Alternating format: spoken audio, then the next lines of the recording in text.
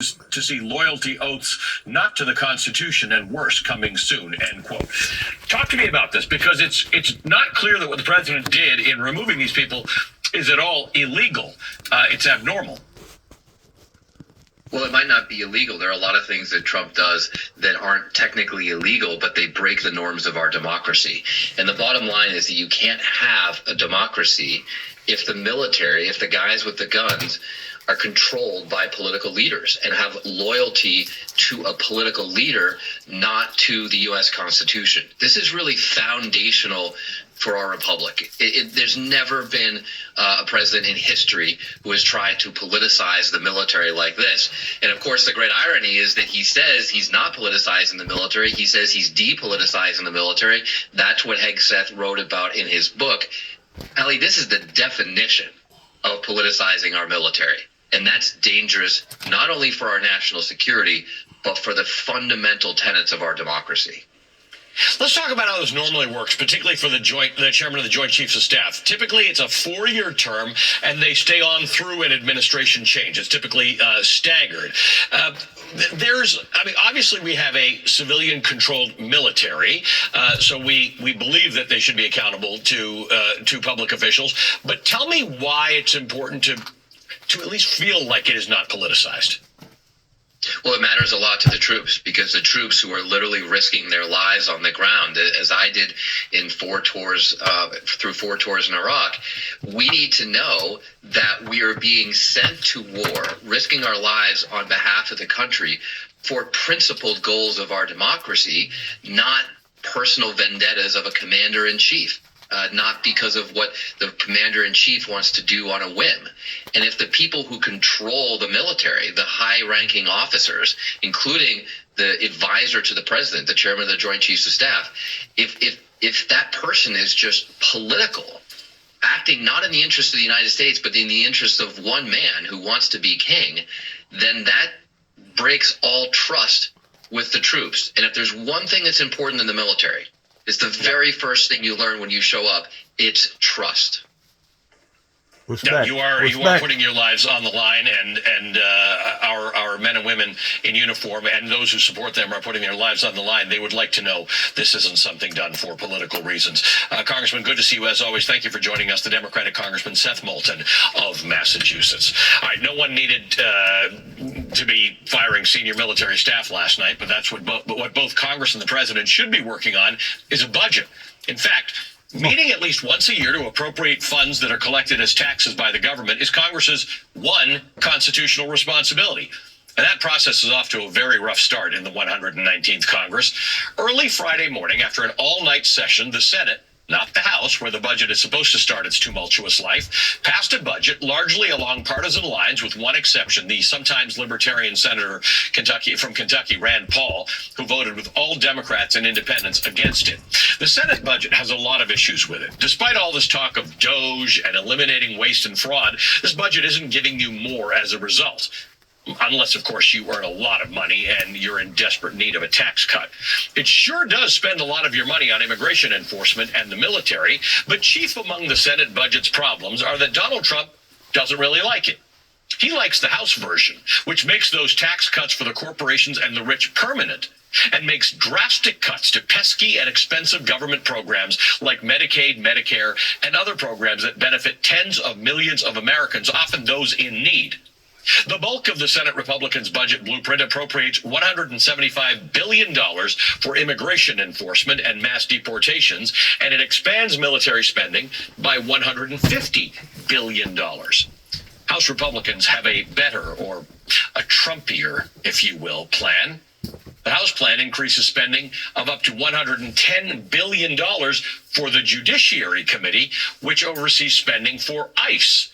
It also contains another $100 billion for military spending. But by far, the centerpiece of the House budget resolution is extending President Trump's 2017 tax cuts and allowing up to $4.5 trillion in tax reductions over the next decade, which would benefit the wealthiest Americans the most. And how do you pay for these tax cuts, you ask? Easy. With up to $2 trillion in spending cuts, including major cuts to what's known as mandatory spending. Mandatory spending isn't just that you have to do it. That's not the only thing that mandatory means.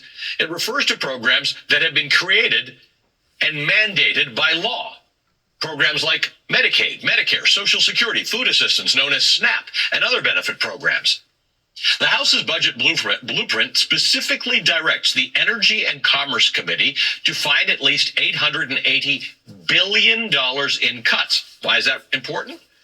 Because that committee oversees the spending for Medicaid and Medicare, which means that a directive to slash the budget by nearly $1 billion is likely to affect one or both of those programs.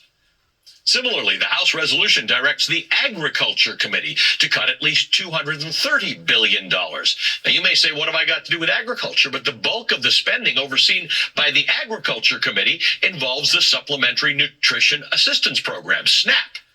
Food aid, what we used to know as food stamps. It's a program for lower-income Americans, which will also be a target for cuts. However, that committee's chairman, Pennsylvania Republican G.T. Thompson, insisted last week that there will be no new cuts to SNAP. Cutting spending this way may be what a lot of Republicans want to do, but it'll be mighty unpopular.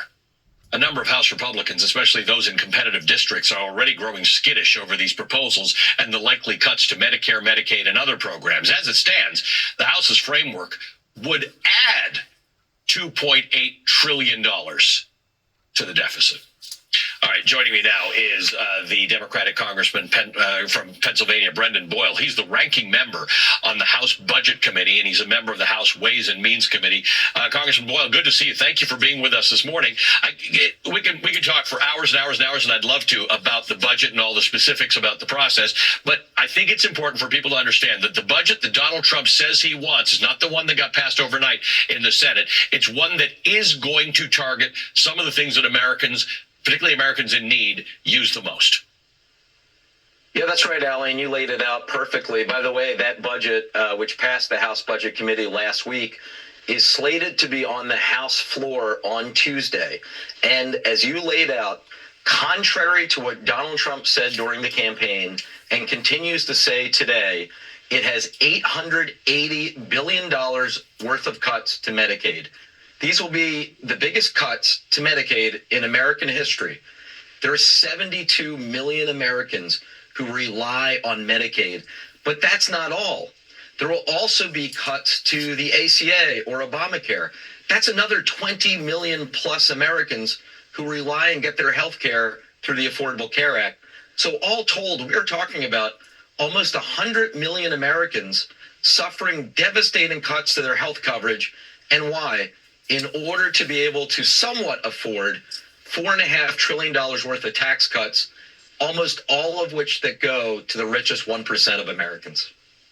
So talk to me about this, because this can't be popular. There's a reason why repeal and replace of Obamacare didn't work. It's because they couldn't come up with a plan. As recently as the presidential election, when Donald Trump was asked, he said, well, I've got a concept of a plan. He's been working on this for 10 years. And he's got a concept of a plan. They know this isn't popular. Tell me how this plays out in your mind. Yeah, so the opinion polls I've seen on the straight up question, do you support cuts to Medicaid, not even linking the cuts to Medicaid to pay for tax cuts for the richest 1%, just the cuts to Medicaid alone, more than 80% of the American people oppose that. So the way I think the Trump White House and House Republicans are going to deal with the remarkable unpopularity of their ideas is they're simply going to lie. Donald Trump this past week said he would, and I'm quoting, love and cherish Medicaid. It's just completely not true. We know what happens when Donald Trump promises to love and cherish anyone or anything. He, of course, is lying. So I think that is pretty clearly the way they're going to continue to deal with it. And they will rely on their right-wing media ecosystem to continue to deceive people from the actual facts that are printed in black and white in the bill. So he said, I don't know if it's 12 hours between when he said he would love and cherish Medicaid to when he said, I really, the Senate bill's okay, but I really want that House bill. The distinction, again, is the cuts to healthcare, community health centers, the Affordable Care Act, things like that. For governmental purposes, for purposes of the Constitution, your work is to come up with a budget. The budget is the priority of the government. So you can't say you love and cherish something when, in fact, you're not willing to open your wallet and say, I love and cherish and will pay for this.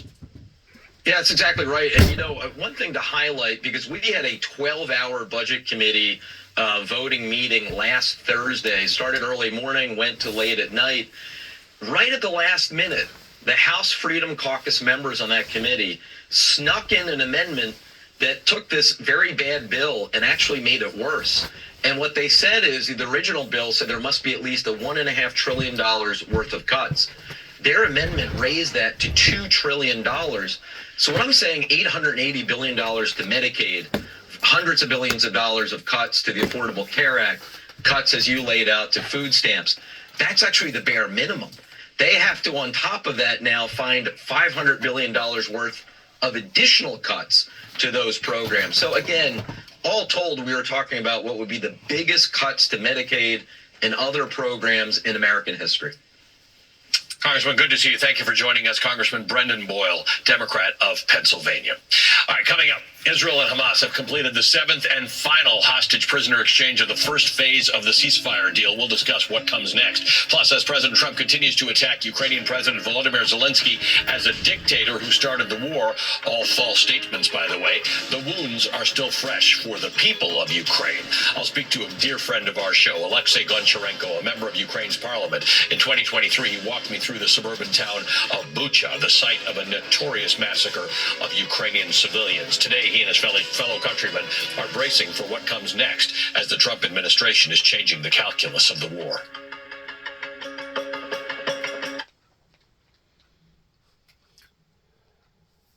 A lot of problems.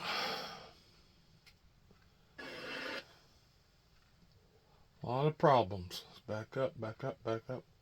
Right here. We help.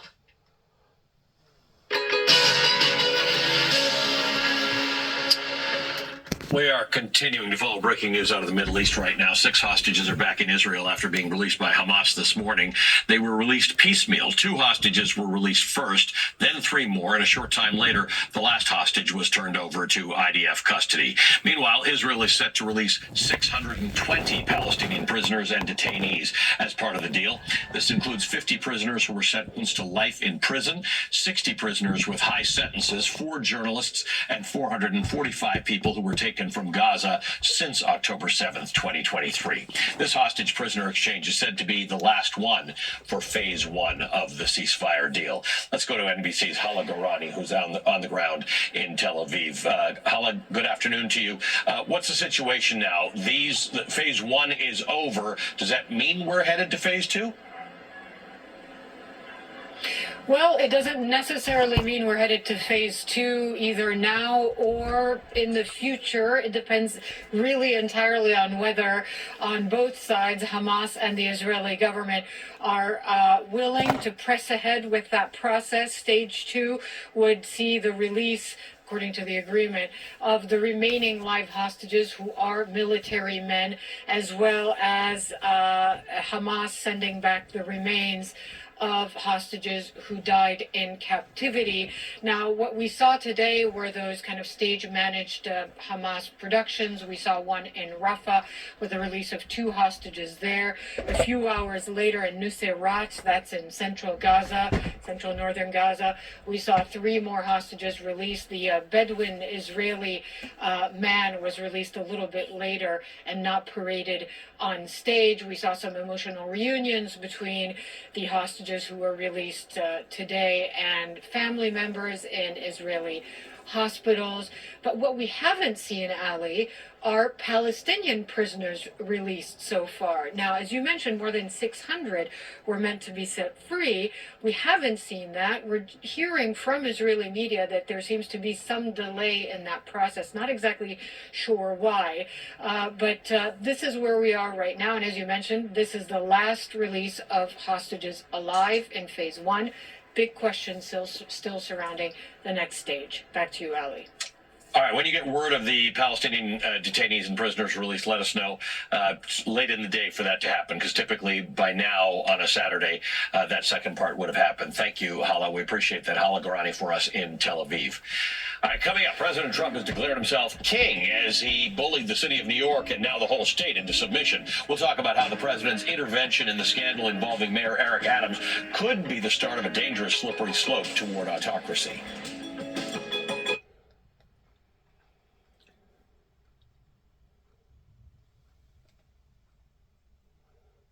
Don't typically attract much public sympathy.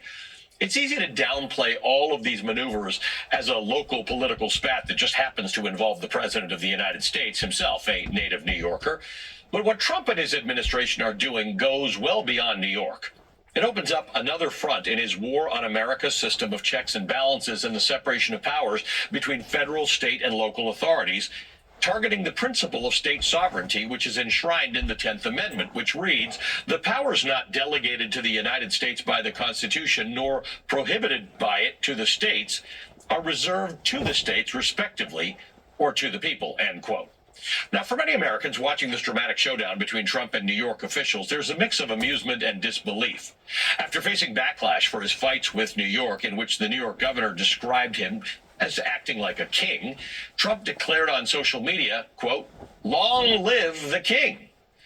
His administration further trolled the American people by using official White House channels to post a fake magazine cover depicting Trump wearing a crown. The whole thing reads like a joke, except this is real life. This is the nation's president declaring himself king as he bullies first a city, then a state into submission. Every crack in the armor of federalism, the philosophy around which this country was formed in its independence, brings us closer to autocracy. It's not out of the realm of possibility to now imagine the federal government declaring any policy that it doesn't favor to be an emergency that must be solved by the federal government. Perhaps a federal government that doesn't just cut quid pro quo deals with a mayor or override a state governor, but one which deploys federal troops to our cities to crush state opposition and solve whatever it deems to be an emergency. And if you think this is a stretch, I get it.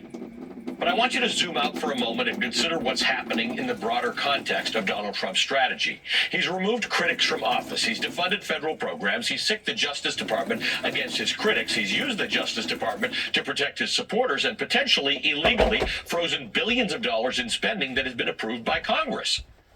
Trump is systematically toppling the dominoes of checks and balances, usurping Congress's power, delegitimizing the judiciary, and rejecting federalism. All things that were designed by the framers of the Constitution to prevent absolute executive power, which was held by the king, which they didn't like. Just this week, Trump escalated his unconstitutional power grab by signing an executive order that claims the authority to seize control of independent federal agencies that were specifically set up to be insulated from political pressures. These include the Federal Election Commission, the Securities and Exchange Commission, the National Labor Relations Board. That order is sure to face a legal challenge as an overreach of presidential authority, but breaking the law might very well be the point. Trump's sweeping power grab is designed to advance a radical legal doctrine called the unitary executive theory, which envisions vast executive authority for the president, free from interference by Congress or the courts. Every move on the chessboard is aimed at consolidating absolute control in the hands of the president. Trump is deliberately setting the stage for a Supreme Court showdown where he knows he has a receptive audience among its ultra-conservative judges. According to the Brennan Center, the unitary executive theory, quote, is a fancy way of saying that a chief executive can rule over the executive branch like a monarch, end quote.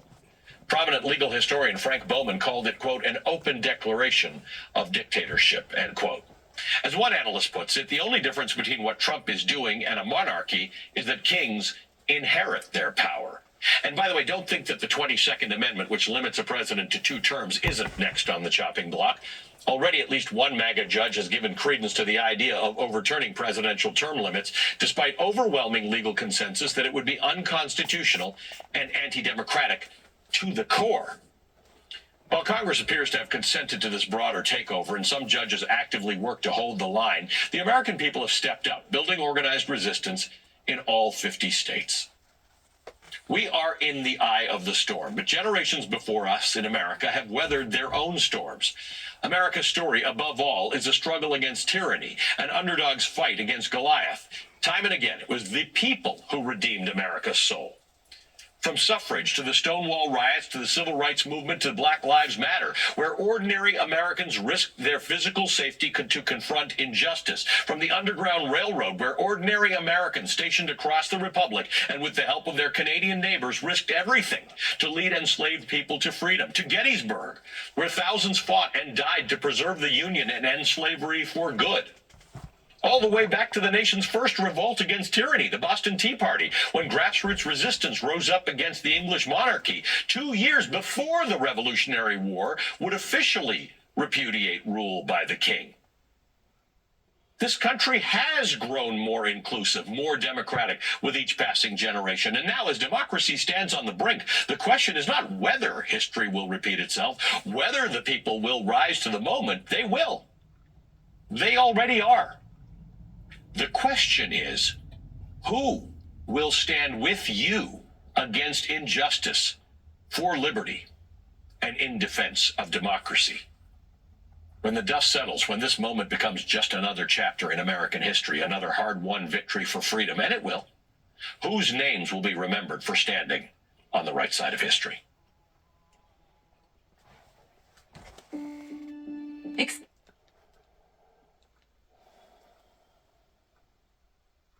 Good point. The barriers that our Constitution set up to protect us against monarchical tyranny. So, if you want the basic question, why does the American Revolution start? It's because we don't want a king. And in order to prevent us from having a king, the Constitution separates powers within the federal government. We've seen the party system destroys that. When the Republican Party turns into the cult of Trump, that's gone. But it also separates powers between the federal government and the states. And the states, in the founders' vision, are really the bulwark of liberty. They're what's going to hold back that threat of tyranny. And that's what we're seeing under attack now in a way that we haven't seen, for a long time. What are the consequences of that? I mean, obviously, we've seen states stand up against the federal government, so we can see the benefits of it. But what happens once you soften people up for the idea that the president or the executive branch or the president's cronies in the executive branch of the Department of Justice have a role to play in making determinations in New York City, whether it's about what the mayor does or access to Rikers Island or congestion fees? How bad can that slippery slope get? Well, it's bad, because it's just fundamentally contrary to our system of government and our philosophy of government, which is separated and divided powers. And one of the points of that is you get zones of liberty where people with different views and different policies can pursue those policies and coexist. But if the federal government can reach into all of the areas of state authority, if the federal government can compel state officials to do its will, which is what they're doing with Eric Adams, there's a carrot and stick, it's very clear, they're trying to keep him under their thumb, then there's no place left. There's no place that's outside the scope of the power of the king. Russell Vought, who is the architect of Project 2025, he's now the head of the Office of Management and Budget in the White House. He has really been pushing this idea of a unitary executive theory. Now, I've spoken to other constitutional experts and lawyers who say it's not really a thing. It's almost like it's a belief system, but it's not really a thing. But talk to me about it. What is this unitary executive theory? How does it become part of our law, and what would it do? Well, the idea of the unitary executive is really just that the executive branch is one thing, and there's one person in charge, and that's the president. So the president can completely direct the activities of the executive branch, which doesn't sound crazy, if I put it that way, probably, until you realize how much in conflict it is with the system of government that we're used to. Because we have independent agencies, we have experts running things, we have the Federal Reserve, we have the FBI that is supposed to not be under the political control of the president. So a lot of our government is supposed to function sort of independently. And that's what the unitary executive theory is going against. It wants to take away independence from all of these agencies, all of these experts, law enforcement, the economy, and put all of that under the control of one person, the president. and a week ago, and I don't know whether this fits into the unitary executive theory or this is just Donald Trump, who's been referring to himself as a king. A week ago, he took a sort of a butchered a Napoleon quote, and he put a post out in which he said, "He who saves his country does not violate any laws." Franco had used a version of that. Mussolini has used a version of that. Hitler has used a version of that. It may be nothing. It may be just nonsensical stuff that Donald Trump posts to get us all to go down a rabbit hole and find out where the quote came from, or it could be something. Well, it's tempting to think that it's nothing. It's tempting to think Trump doesn't really understand the historical resonance of what he's saying. But, it all does keep pointing in the same direction, which is basically absolute power consolidated in one person. And this is the theme that he ran on before. Only I can fix this. I'm the only person who can save you. Give me all of the power. And you won't regret it. And I will run roughshod over all of the barriers that are supposed to protect your individual liberty. And in the end, you'll thank me for it because I'm saving you. But I think people are starting to see that what they're getting is not exactly what they wanted, because we live in the real world and not in Trump's fantasy world. Kermit Roosevelt, good to see you as always. Thank you for joining us. Kermit Roosevelt is a professor of constitutional law at the University of Pennsylvania and an award-winning author of the book, The Nation That Never Was. All right, still to come, the story of a Ukrainian author who was known for cheerful children's books, but when Russia invaded, he started documenting the brutal realities of the war.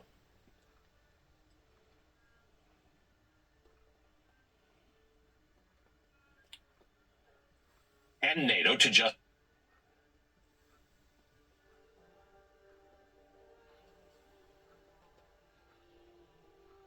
more in-depth reporting. Follow her podcast.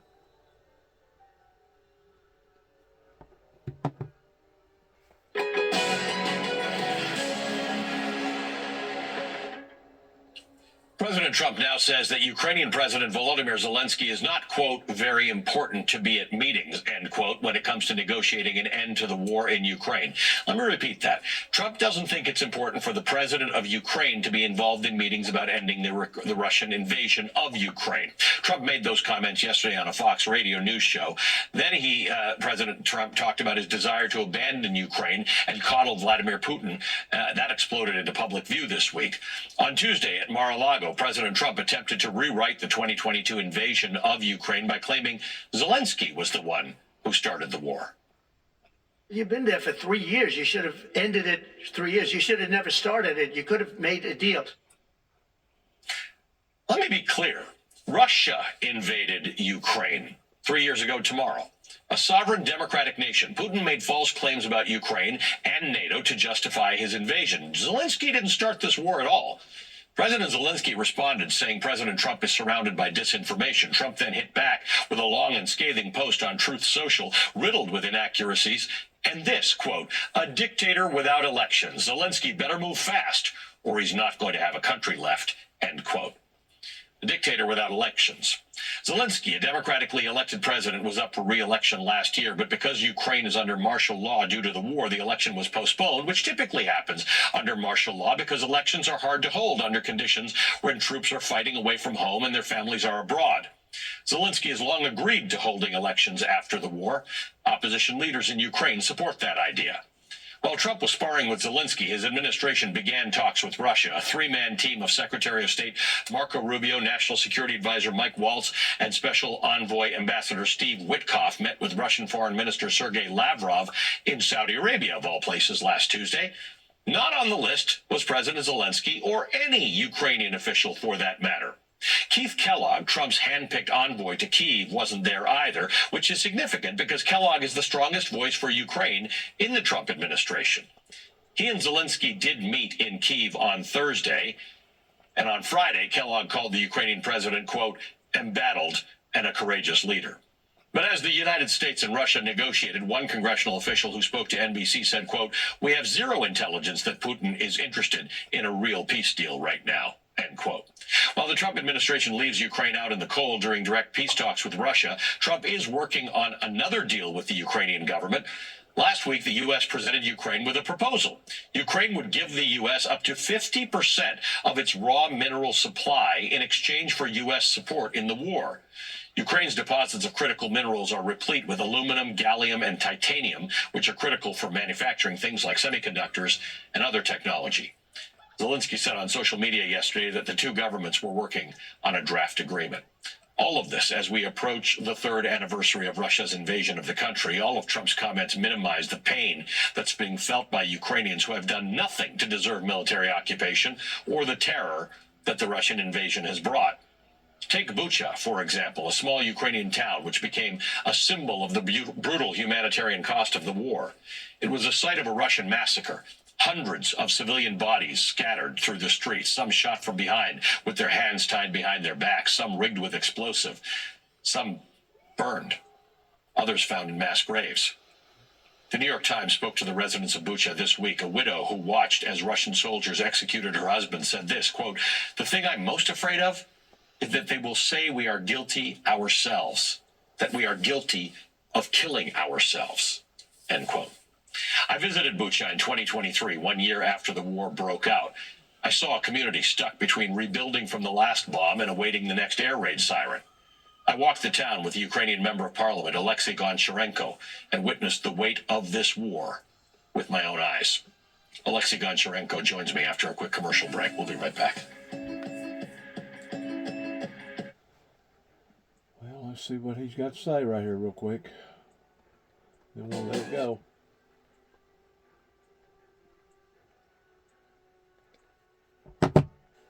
Rebuild everything. They will rebuild everything. Все поміняємо. They will change everything. They will work. Україна, лучше України немає. The Ukraine is the best place to live in. Thank you, and thank you for this. That was Bucha, Ukraine, February 2023. We met a salon owner whose home and business were occupied by Russian forces. She was forced to live side by side with them until they left the city of Bucha. The man with me in that clip is Alexei Goncharenko. He joins me now. He's a member of the Ukrainian parliament. Alexei, it is good to see you again. I'm sorry we're not together in person, but I wanted to talk to you about what you've made of the discussions that have been going on for the last 2 weeks about how to end the war in Ukraine, the discussions with Russia that don't involve Ukrainian, and how Ukrainians are seeing this. First of all, it's great to see you again, and thank you very much that you're still covering our story. That's very important because it looks like many people already forgot what had happened, what a brutal invasion, what a crime of aggression against our country, absolutely unjustified aggression against and killing of hundreds of thousands of people, and the humanitarian crisis biggest from the Second World War. And unfortunately, it's crazy how quickly, just in 3 years, we now hear some other things about who is guilty and what's happening and all this stuff. Speaking about last 2 weeks, we, as Ukrainians, we want peace more than anybody else on earth because we are dying every day still after 3 years of full-scale invasion and more than 10 years of Russian war against us, which started in 2014. So we are still in fight and we want peace. But this peace should be a real peace, not a ceasefire. So it should be accompanied with security guarantees which will prevent Russia from attacking again, which they will definitely do if there will be not such guarantee. And it also should be as much fair as possible after all suffering which Ukrainian people came through. Let's talk about this side thing that's going on. You tweeted about this minerals agreement. There's been a lot of talk by American officials, particularly Donald Trump, J.D. Vance, and others about, Ukraine needs to pay us back for the war. So a couple things. Of the aid that Ukraine has received from the United States, about 70% of it is spent right here in the United States, building armaments or weaponry. But that said, I think everybody understands that when this war ends, everybody who is involved in it is going to be involved in the redevelopment of Ukraine, and everybody will get their piece of this thing. However, you believe that if it takes this mineral deal to get done to guarantee U.S. support, it's something you're prepared to go along with? Yeah, the main thing is we don't know what exactly will be in the deal. So we have a lot of rumors, we have a lot of things, but we don't have a document for the moment. As a member of the parliament, as Ukrainian citizen, I can give you my personal view on this today. So my personal view on this is next. We are ready to work with Americans to producing our minerals and everything else. We're very thankful to American people for all support we received during these 3 years and before this. And definitely, it will be great to have Americans with us working together in economic cooperation. So I'm absolutely all in, this idea. But when I hear that it will be kind of a bill which is given post factum for what was before given free of charge, and as you said, produced in the United States, and what is important, it was not Ukraine who chose what to receive. It was the United States of America who decided what to give us. So it doesn't happen like this when you buy, right? So it's usually happening other way. So this gives me a lot of concerns. So I want to understand what will be finally in this deal. Once again, we need American support. We can't lose American support. It's crucial for us, but it should be fair to Ukrainian people. That's only thing which I'm interested in. One more thing which I please ask not to forget to American people, that supporting Ukraine in many things why it's important, common values, international law, and so on. I will not go to this, but I will just remind one thing. In 1994, Ukraine voluntarily gave up nuclear weapons under pressure from the United States of America. We gave it to Russians. We received security guarantees. Where are these guarantees today? If we would have nukes, we would never be attacked. And all this horror and all these tragedies would never happen. But we did it, but now it's time of the United States also to support her. So it's not a charity. It was a responsibility taken by the United States in 1994. I understand that many people change, presidents, congressmen, senators, but it's the same United States of America.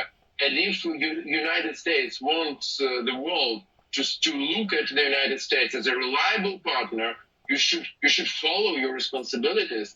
That's something, again, with all respect, and we are very thankful, but please don't forget about this. Yeah, that was an actual memorandum. It wasn't a handshake. 1994, the Budapest Memorandum. It was an internationally sanctioned agreement that Ukraine remains sovereign if it gives up its nuclear weapons. So that is a deal that was broken in 2013. Yeah, and correct. So you're absolutely right about that. Alexei, I'm grateful to see you again. I hope the next time we meet is in Ukraine again. Alexei Goncharenko is a member of Ukraine's parliament. Thank you. Coming up, another hour of Velshi, a beloved Ukrainian children's book author, started writing about the realities of war when Russian troops invaded his village. The story...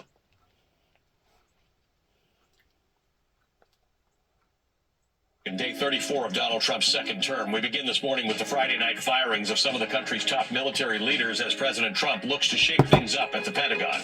Last night, the Trump administration fired 3 of the nation's top military officials, including General Charles C. Q. Brown, the chairman of the Joint Chiefs of Staff. He's the highest-ranking military post in the country. Brown was only the second black person to hold that position. According to NBC News reporting, Secretary of Defense Pete Hegseth called the general last night to deliver the news. Moments later, President Trump posted a statement about Brown's termination on social media.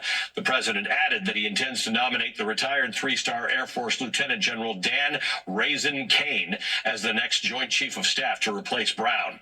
In his post, the president praised Kane as a warfighter and said he was, quote, instrumental in the complete annihilation of the ISIS caliphate.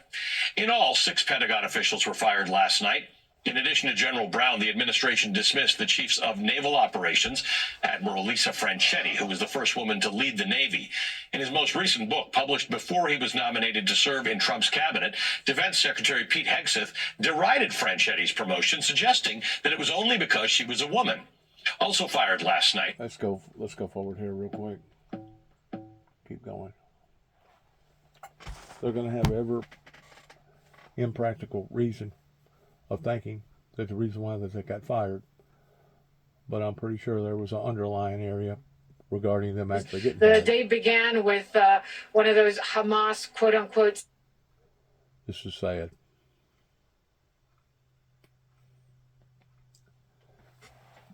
October 7th, there was some talk of Dr. Abu Safiya, who was one of the doctors in northern. I think they released 6 more hostages, which is good.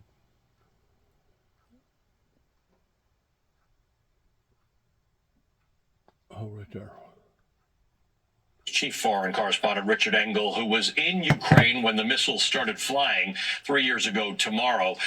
Richard, one of the things you have covered so well in the last 3 years is this motivation of these people, if civilians, troops on the front line, because they believe they're fighting. They believe they're the tip of the spear for a war that the world, NATO and 20 other countries support them in. Talk to me more about the mood on the ground. Well, I can tell you where I was just a short while ago. So I'm in the city of Kharkiv. This is a city that is still under Russian attack. It is attacked frequently. You hear the air raid sirens pretty much every single day. But just a short walk from here, I went to the Opera House, and they're not using the Opera House anymore. This is a city that likes the opera, likes classical music. Instead, they're in the bomb shelter, and they are holding a classical opera concert in the bomb shelter where they've put in lights, and it was full. It was packed. A sophisticated crowd. There were a lot of women in fur coats, and they all knew the songs, and they were there and enjoying themselves, even with the air raid sirens outside. And I talked to people. I said, "Why are you doing this?" They said, "Because I think this helps us go on. This helps us stay strong. Just have a night out and continue to live our lives." That was, Ali, just a few minutes ago. And we've seen things like that, this resilience, this adaptability from the very start. But they worry now, does the United States still have their back when they hear President Trump saying that the war was launched because Ukraine started the war? As you mentioned, 3 years ago, I was here. Russia crossed the border with an enormous amount of force, columns of tanks. There were air assaults just outside of Kyiv. President Putin was calling President Zelensky, who is Jewish, a Nazi, and said that it was Russia's duty and responsibility and in their defensive self-interest to topple the government next door, which they claimed was posing a threat to Russia. So Russia very much started this war, and the United States has been with Ukraine ever since. But now, when they see President Trump asking for resources in return and pressuring their government in a very serious way, when the government and the people are under pressure, they are starting to ask themselves, what happened? What did we do wrong? And just the other day, Ali, I was in a school that was funded by USAID also underground, like the opera. And I was speaking to some students there, and I think we have a clip of one of those teachers' reactions right here. What do you make of what President Trump has been saying about Ukraine? To be honest, we are worried, she said, adding, our houses, our cities are ruined, and they say it's our fault. We are being killed, and it's our fault.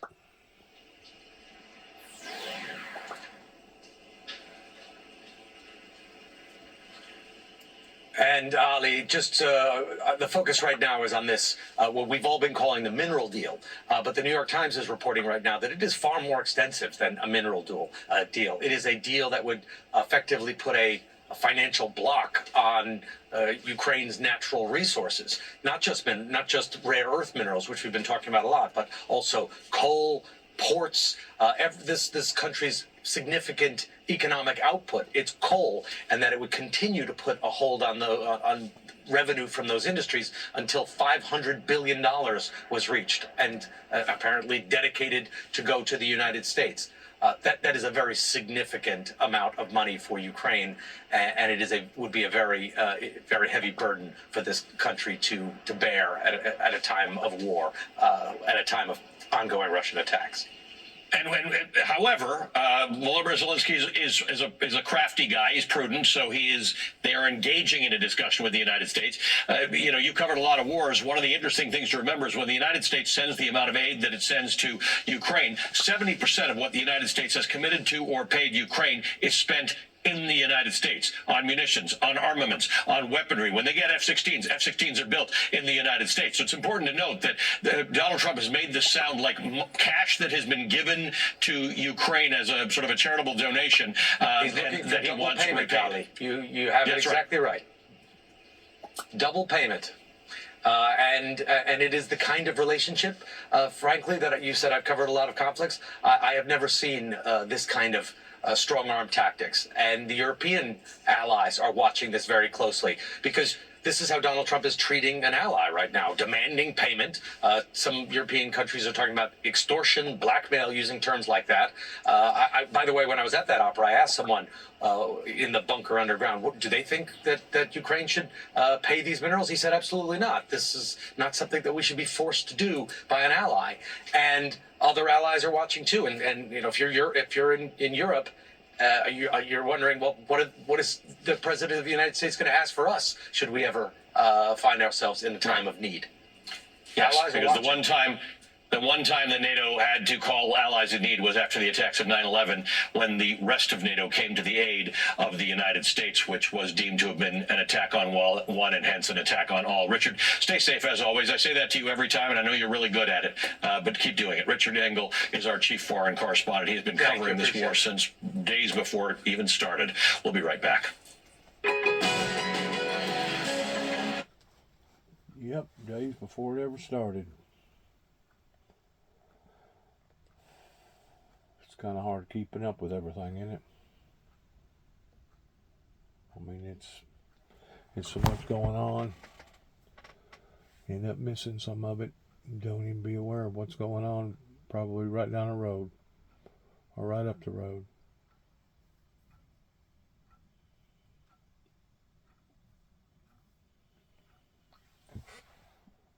A manuscript that was written in a dangerous time by an author who refused to stay silent in the face of war and injustice, a writer who hid his precious manuscript so that it might survive a war that he knew he might not survive.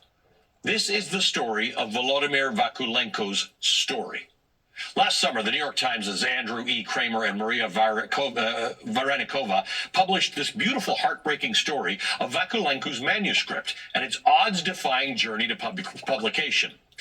They told the story of a book that was full of ideas deemed so dangerous to the occupying Russian force that its author had to literally bury it underground so that it would not be destroyed. In 2022, the Ukrainian author Volodymyr Vakulenko was living in his birthplace, a small village in the eastern region of Ukraine, just outside of Kharkiv. He was well known in Ukraine for his bright and cheery children's books, but his writing and his disposition started to change when the full-scale Russian invasion began.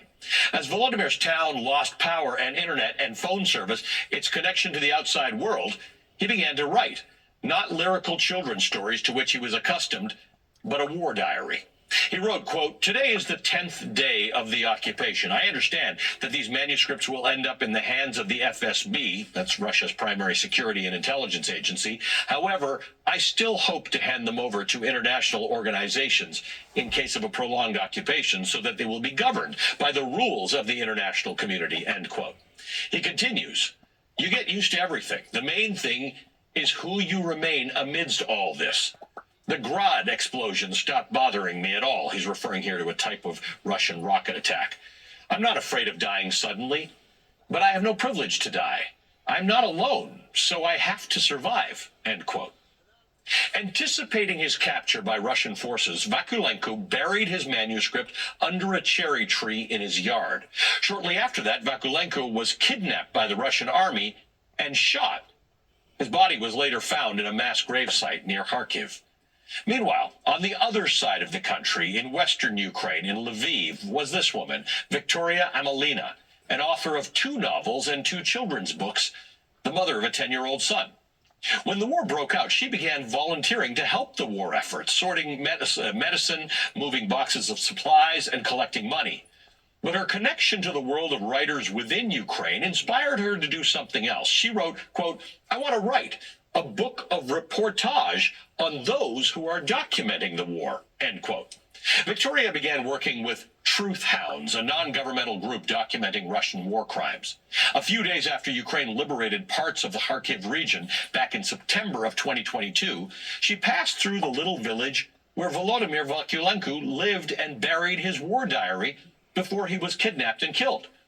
Victoria had heard of Volodymyr's kidnapping, and though his fate was not yet known, she wanted to interview his parents to get their witness statements about her fellow writer's disappearance. When Volodymyr's father said that he believed that there was a manuscript hidden somewhere in the yard, Victoria helped him find it and dug up the manuscript from underneath the cherry tree. Victoria posted this picture of the manuscript, still covered in soil, on Twitter. She wrote, "I just finished a foreword to the diary my colleague Volodymyr Vakulenko had written during his occupation of his village before being abducted and killed.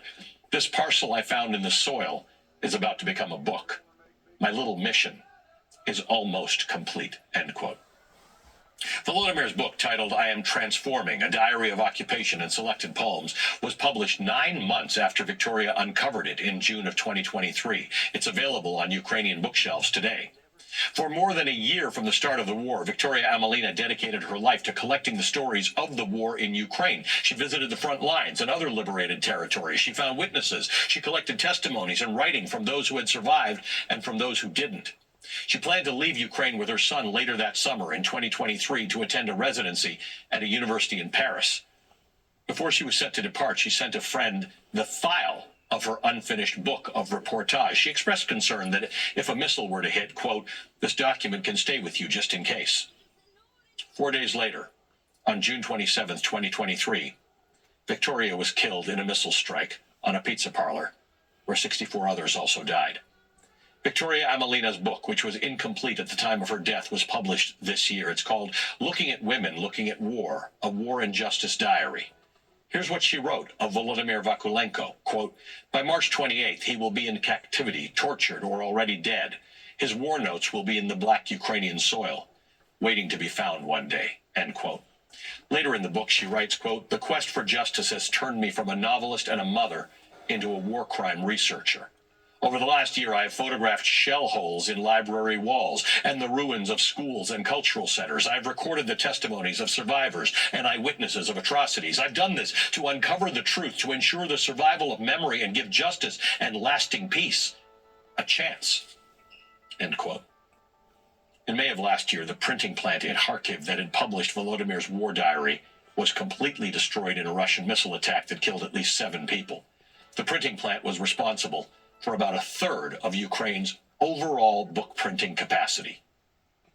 But despite this all, these stories, depressing though they are, have galvanized the literary and publishing community in Ukraine. Ukrainian authors, editors, and publishers are fighting to keep Ukrainian literature alive, and the demand for Ukrainian stories is higher than it's ever been throughout the country and around the world. After the break, I'll speak to Yaroslav Trofimov. He's a Ukrainian-born author and journalist about his new book about the war and why access to literature is so crucial to a war-torn country like Ukraine. We'll move on. All right to there. Oh, what? Back up. President. Back up. Back up. Right there. Yaroslav Trofimov. He's the chief foreign correspondent for the Wall Street Journal. He's the author of several books, including the new historical novel, No Country for Love. Yaroslav, thank you for being with us. We appreciate you taking your time this morning. You recently wrote a piece in the Wall Street Journal titled, Russia Wants to Erase Ukraine's Future and Its Past. And you detail the Soviet-era atrocities that Russia committed against Ukraine, from famine to the mass murder of the Ukrainian people in the 30s. You write about how intellectuals of the time, writers, historians, artists, teachers, they were specifically targeted and murdered, not incidentally. So this is very close to Ukrainian authors. I want to just quote from what you wrote. The war that Russia is waging against Ukraine and that President Trump says he's determined to end by opening talks with the Kremlin isn't just about territorial gains or global power projections. It is fundamentally a struggle over historical memory, end quote. Tell me about this historical memory for Ukrainians. Well, thank you so much for this. Well, look, let's look at how this war began. This war began with President Putin of Russia writing an essay about history. It's called On the Historical Unity of Russians and Ukrainians, in which he argued essentially that Ukrainians don't exist. Ukrainians and Russians are the same people, and Ukraine has no right to its own separate path. And that essay was published in the summer of 2021, read out to every member of the Russian armed forces, who then invaded Ukraine in this unprovoked aggression in February the following year. And this weight of history really is the motivating force for Ukrainians resisting today, because, as you mentioned, and as I have written in my novel, which is based on the family history of my grandmother and my own family, but it's also a family history of pretty much everyone else in Ukraine today, because we all survived this dark period of 1930s, 1940s, 1950s as a people, when Ukraine was probably the deadliest place on earth, between the famine that was, designed to basically destroy the Ukrainian countryside and the war. And so that's really what motivates the Ukrainians to fight today, because they know that the alternative of surrender is actually worse than the casualties, the tremendous casualties and destructions that are occurring today, because the Russian plans haven't really changed. And, we talked about this famine. Ukraine is full of monuments to the victims of the famine that killed at least 4 million people. Whenever the Russians occupy a Ukrainian town, they destroy these monuments because they say, it never happened. Whereas the Ukrainian motto in this war is never again. I grew up in Canada, so a lot of those Ukrainians who left in the 1930s went and settled in Canada. It was an imposed famine. Ukraine was never short of wheat. Ukraine has been the breadbasket to the world forever. Ukraine's wheat was kept from its own people, which is why when I hear this discussion in the last week about a trade for Ukraine's natural resources, while it's a bad idea on the face of it, it's actually unique for Ukrainians. The idea that, you're going to steal something else from us that is our own resource. Well, absolutely. Ukraine is, Ukrainians want to be seen as people, as a nation with their own culture.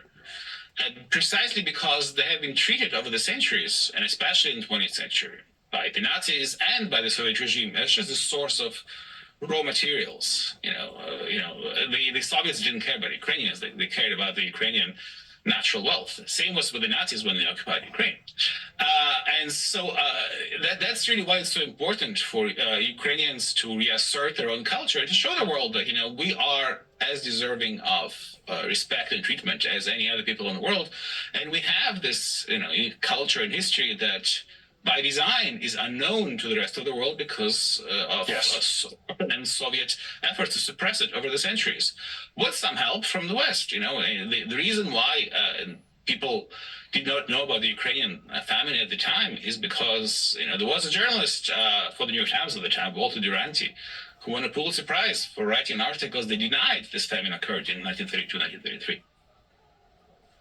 There has been, however, and I've noticed this since the war started and the number of times that I've been in Ukraine, there's been a resurgence of demand and popularity of Ukrainian literature in Ukraine and around the world, in the Ukrainian diaspora and amongst others, but in a way that had been dulled for a little while.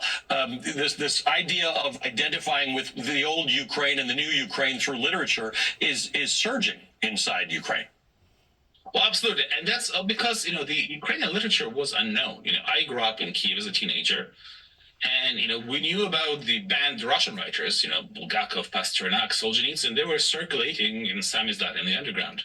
But the Ukrainian Renaissance, the Ukrainian writers and poets that I described in my book, and that actually Victoria Melina talks about in her book, the so-called executed Renaissance of the 1930s, they were not just killed, they were completely wiped out from memory. There were, nobody except a few literary scholars in Canada or elsewhere knew about them until they were finally discovered again and returned to the school curriculum in independent Ukraine, but they still remain unknown in the West. How do you feel, what are people in Ukraine thinking right now about everything that we've been seeing in the last couple of weeks? Well, obviously, it's very painful to see a country that the United States, that Ukrainians consider to be a friend and ally, suddenly embrace Russia's narratives of the war and blame, essentially, Ukraine for starting a conflict that was unprovoked and started by Russia. But there's also a sense of resilience, because if you remember how it all started 3 years ago, Ukraine was on its own. The Biden administration closed an embassy in Kiev, pulled out all personnel, and the weapon supplies started coming in only 2 or 3 months later, once Ukraine, with its own forces, repelled the initial Russian invasion of Kiev. And so, there is a song in Ukraine that is very popular now. It's a song from the 1920s, but the lyrics go, crying has never brought freedom to anyone, but those who fight will gain the world. And I think the Ukrainians know that, they don't have the luxury of crying right now. They have to keep resisting and be steadfast. Yaroslav, thank you for joining us. We appreciate it. Yaroslav Trofimov is the chief foreign affairs correspondent at the Wall Street Journal and the author of No Country for Love. That does it for me. Thank you for watching. Catch me back here tomorrow morning from 10 a.m. to noon Eastern. Don't forget. That's going to do it for this particular at the Wall Street Journal and the video link here that I'm recording.